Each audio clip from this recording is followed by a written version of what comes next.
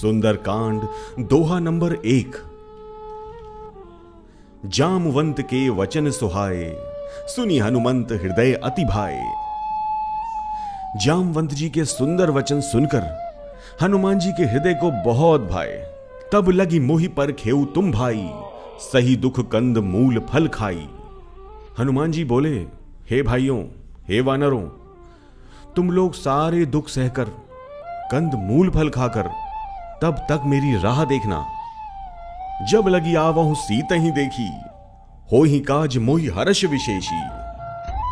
जब तक मैं माता सीता को देखकर लौट ना आऊं, कार्य अवश्य होगा, क्योंकि मुझे बहुत हर्ष हो रहा है।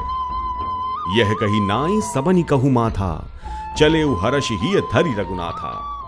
ये बात कहकर हनुमान जी ने जामवंत जी को, अंगद को तथा सभी वानरों को मस्तक नवाया और अपने हृदय में भगवान राम को धारण करके उनका कार्य करने के लिए हर्षित होकर आगे चले। सिंधु तीर एक भूधर सुंदर, कौतुक कूदी चढ़े उता ऊपर। समुद्र के किनारे पर एक बहुत ही सुंदर पर्वत था। हनुमान जी खेल खेल में ही कूदकर उसके ऊपर जा चढ़े। बार बार रघुबीर संभारी, तर के पवन तनय बल भारी। और बार बार श्री रघुनाथ जी का स्मरण करके अत्यंत बलवान हनुमान जी उसके ऊपर से बड़े वेग से उछले। जहीं गिरी चरण दे हनुमंता, चले उ सुगा पाताल तुरंता।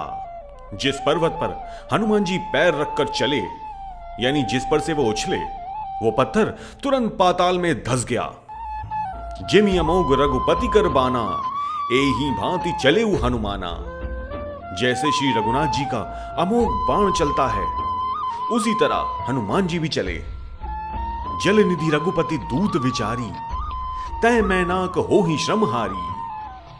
समुद्र ने उन्हें रघुनाथ जी का दूत समझकर मैनाक पर्वत से कहा कि हे मैनाक, तू इनकी थकावट दूर करने वाला हो, अर्थात अपने ऊपर इन्हें विश्राम करने दे।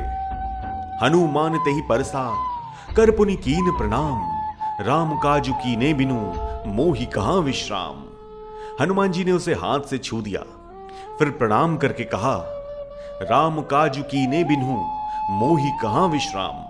हनुमान जी ने मैनाक से कहा कि हे मैनाक, भगवान श्री रामचंद्र जी का कार्य किए बगैर मुझे विश्राम कहां।